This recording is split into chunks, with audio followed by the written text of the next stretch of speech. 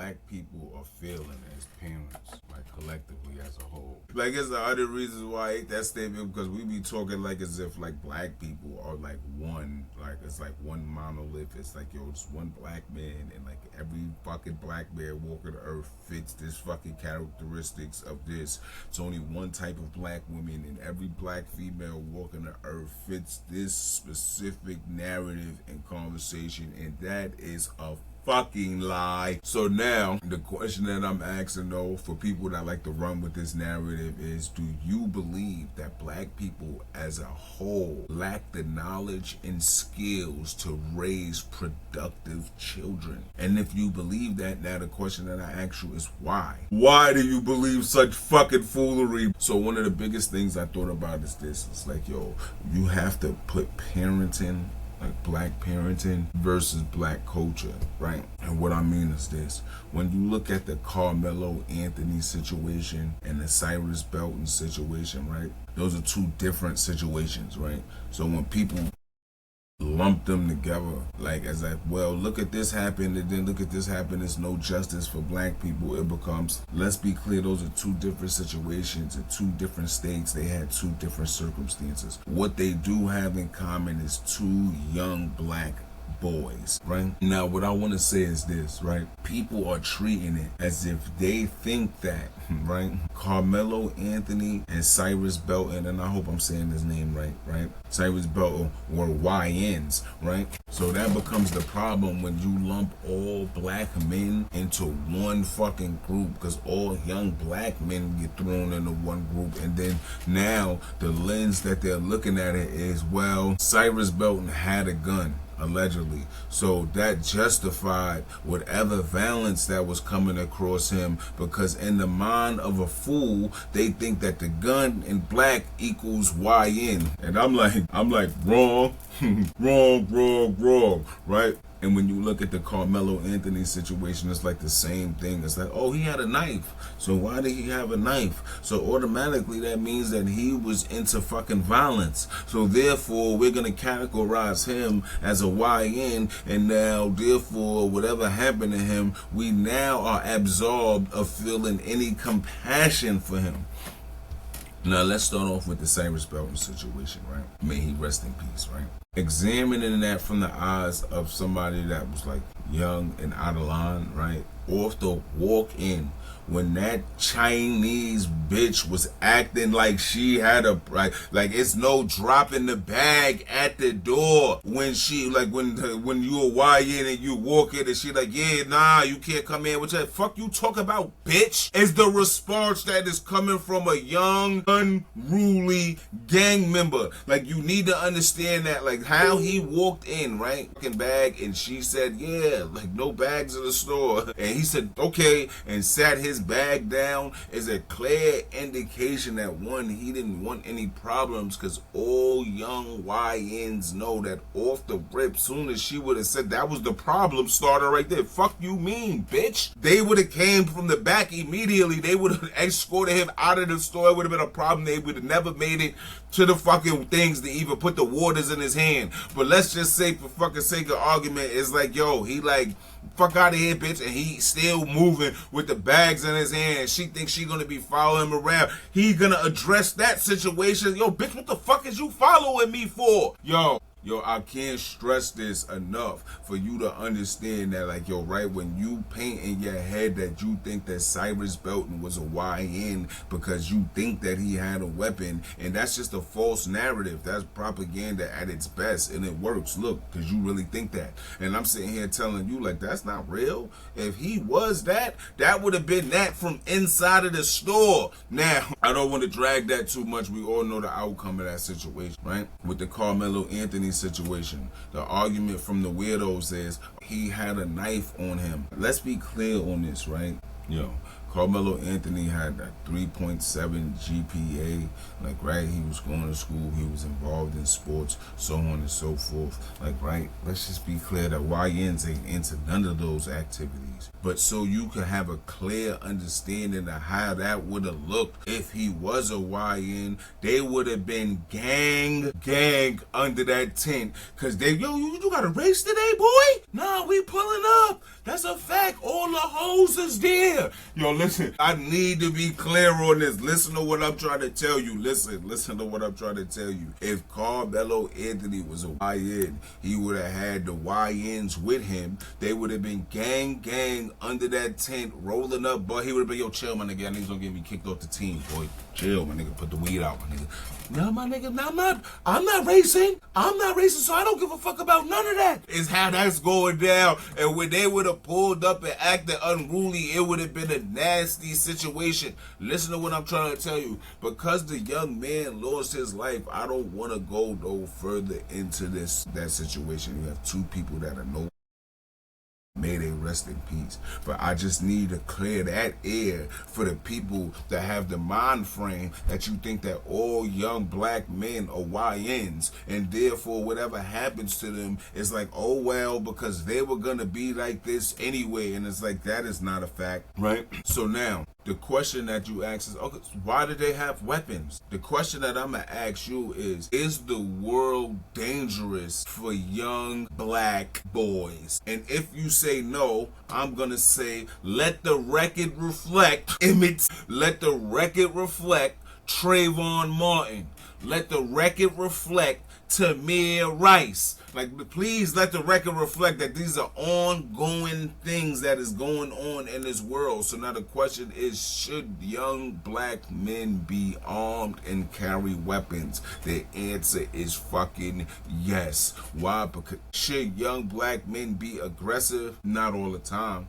In most situations, I think that they shouldn't be. But in a situation where multiple young men are coming at him aggressively, in a manner where they're trying to do him harm, if you let the record reflect that could end nasty for a young black boy. 4 crackers surrounding me acting crazy. 2, 1, it don't even matter. Historically, that is gonna end bad for him. When y'all spin the narrative like as if that has ever went the other way any time in the history of fucking America, I need you to please let me know when, because y'all got this big fear of this thing as if it ever went the other way. It never went the other way. I would fucking argue through the history of America that only went one fucking way.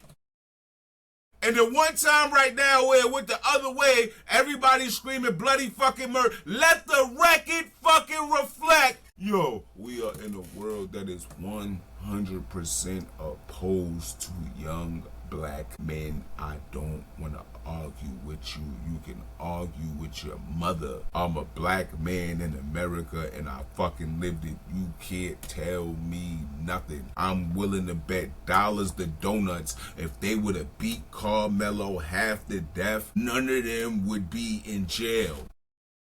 I would bet fucking dollars to donuts. Yo, so the fact that everybody's running around acting like 35 years is just, it's like, yo, listen, I get it. Boy lost his life. Let's not act like he was a kid just sitting there minding his business and all of a sudden this crazy kid walked up to him and stabbed him. That is not what happened. They walked up there and started an altercation, and he should be accountable for his actions. And that's all I'm saying. Should it have went that far? Listen, ain't no rules. You can't tell how the other person how to react. That is y'all problem. You think that you could dictate how another person is supposed to react based off of your standards. Yo, that is a fucking joke in itself. Now, the other question is this, because I know y'all love to go here. Are there unruly black children? Yes. Yes, we all know them too. We all fucking know them too. They bad as a motherfucker. The real question is, why? Why are are there unruly black children, right? So we gotta understand this, right? The fucking standard to raising black children has always 100% been hand in hand with whatever the social climate was, right? So if we go post-slavery black parenting, like they taught their kids to be obedient. Like, right, it was like, yo, listen, hand down, don't fucking, you know your place in this world, they will fucking take us out, right? And you gotta understand that type of survival builds a different type of nervous system in black women who have to raise these young children to survive, knowing that they can die like if they go outside, and there is no fucking real reason to it outside the fact that just because they are black. Now, before you go screaming y'all favorite word, victim mentality, please exit stage right. This ain't even a conversation for you, right? So you have to understand that black women through the course of time had to be fierce because the world was vicious towards them, towards their husbands, and towards their children. And anything could have happened. There was no fucking, yo, listen, from bad weather to people just running up in their house killing whomever. They didn't have any rights. It was no legal course of action. It was just straight up fear, like, oh my fucking God, I don't know what's gonna happen today. And this is just the reality. So right, so you go on and time excels, right? I'm not stuck in that time no more, right? But one would think that during the course of these times, what was going on, the Great Migration, Civil Rights era, yada, yada, yada, all of these things was happening. And the government either inadvertently, right, due to the fact that it was white flight, so like all the white people were leaving out of the places wherever black people landed, and that was a whole bunch of black people in the neighborhood, and voila, you got the ghetto. Or they did it on fucking purpose just so it could be like, yo, we gonna put all the niggas over here so we could fucking watch them and fucking keep our eyes on them. Whichever one you believe, you have to understand that the ghetto happened, and it's a thing, right? Now you have to understand that this is like a supreme Darwinistic trick if you never fucking understood one, because a bunch of people in one place, right, who have to survive, right? It then becomes survival of the fittest. It no longer becomes like, yo, these people are gonna come and do us dirty. It's, yo, let's band together and then like fucking shit, and then what's going on over there, and oh, it's no money, so oh, what is these drugs, what are these guns, and then comes violence, and then comes all of these things. This is a cycle of things that happen of course of time, right? So last week or so, I spoke on like the timeline of how these things look, and then one of the things I spoke on how the blaxploitation era and the heroin era happened at the same time in the black community. I had a whole bunch of black bourgeoisie in my comments acting like as if I made that up off the top of my head, or as if to say like, what does that have to do with anything? So to put this in context, while the black bourgeoisie, the black middle class, and the black church people were fighting for equality, while they were fighting to be integrated with white culture, right? In the ghettos, right? It wasn't none of that going on. Motherfuckers was dealing with drug addiction. Like, right? And it was going on rampant. Motherfuckers was dealing with poverty. So everybody wasn't marching in Birmingham, Alabama. You gotta understand that, like, right? This is the part of history that never gets told. Like, right? The fucking junkies in the alley, and the people that was addicted to the alcohol and the gambling and all of these things that was going on in the ghetto. Like, right? While the black bourgeoisie, the black middle class, and the black church went out and they were fighting to be integrated, which I understand why, because without the system, like, to even a little bit of help, if they don't even acknowledge some of y'all, they're not gonna acknowledge none of y'all. So whatever they did trickled down to help the people in the ghetto. So they make no mistake about that. But you have to understand that the ghetto is still a ghetto, like, right? And people in the ghetto's mentality is, if the consequences is hell, then you gotta understand that these motherfuckers gotta believe in God. Like you gotta go. Let's go there first, right? If the consequences of doing bad is going to hell, the person that is committing the acts first has to believe in God. And when a motherfucker is poor and they fucking pops is on drugs and they moms are selling pussy and everything is going bad, I think the last thing that they thinking about is God is about to help me, and if I do bad, He's gonna send me to hell. I don't think that will be on a bunch of people's minds. I don't know. You let me know, right? And if the other consequence is prison, right, it's only one thing that the person could do because they already gonna do crime anyway. So now it's like, yo, they have to adapt to whatever prison life is. It's not that it's gonna be a deterrent. It's like, yo, we're gonna adapt to whatever's going on in there and make it suitable and fit me. Yo, you gotta understand this. Like, this is why I said it was a Darwinistic trick, right? And you can't ostracize these people. Like, right, you can't ostracize people in the ghetto because the mainstream society doesn't accept us anyway. You gotta understand that. So it's like, there's nothing you can really do to penalize the ghetto. So like, right, it's like everything that you think is going on outside of the ghetto that makes things function, they don't work over here, because everything over here is either kill or be killed, be strong or be fucking weak, one or the other, because you have to survive one in a system that doesn't even fucking like you. In a world full of predators, the last thing you want to be is fucking prey. Now the mentality of the predators is money gives them access to unlimited pleasure. So they are willing to take your money. They are willing to sell drugs to their parents and their grandparents. All honor and all codes get thrown out of the window because money is now their God. You have to understand that. Listen. And because the money makes people follow them and give them influence, it then gives them an appearance of power, which will only lead to tyranny. Yo, listen. So now the ghetto only becomes a breeding ground for survival. And what does that survival look like? I have to be violent to survive in these conditions. I cannot be a fucking victim, is the mentality. So yeah, I get it. You want to tell a motherfucker go to school, but what if I told you like the high school is the equivalent to Rikers Island C-74, and you don't even understand that because you like, no, you're dragging. It's like, nah, it's about what's going on. It's gang shit going on. It's like you gotta survive in these environments right here. And the first thing that you learn is this, like, I gotta be fucking vicious. Like, right? So now, Black mothers are forced to adjust, adapt, and navigate in a world where they are seen as weaker, and they have to raise their babies in this world where they can't be weak. Whoa. What a fucking conundrum, right? Listen to what I'm trying to tell you. So, because they be like, yo, black women are masculine.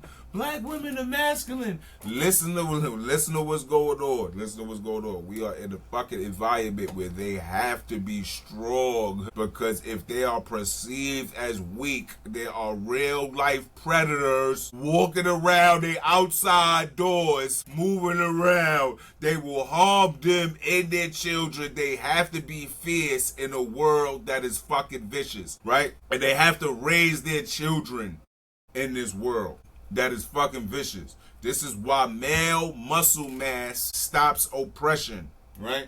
So when the narrative goes protect black women and motherfuckers go, oh no, I don't have to because whatever reason the fucking lame want to fucking throw up there and act like he don't gotta fucking put his life on the line, you fucking lame. Listen to what I'm trying to tell you.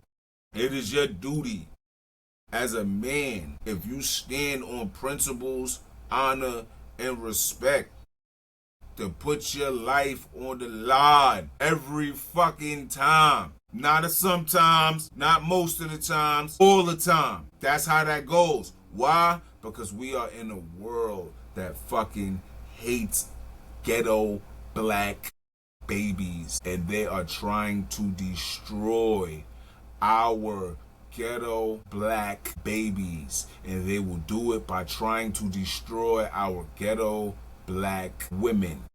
Do I agree with everything in the culture? No. Do I think that motherfuckers should be doing 90% of the shit that they be doing? No. We have different type of conversations for those different type of things. But today, we are gonna address the fucking elephant in the room, right? Male muscle mass stops oppression. Like, this is the first fucking lesson. Like, understand that thoroughly. Why? Because it's like this. The father's job is to protect and provide for the family that he has created. The mother must feel safe to calm down her nervous system so she can nurture the children. So the children can be civil and have a productive life. Once you have children, it is no longer about you. As a man, it is your job to put your fucking life on the line. And as a woman, it is your job to teach, nurture, and protect as well. Thank you.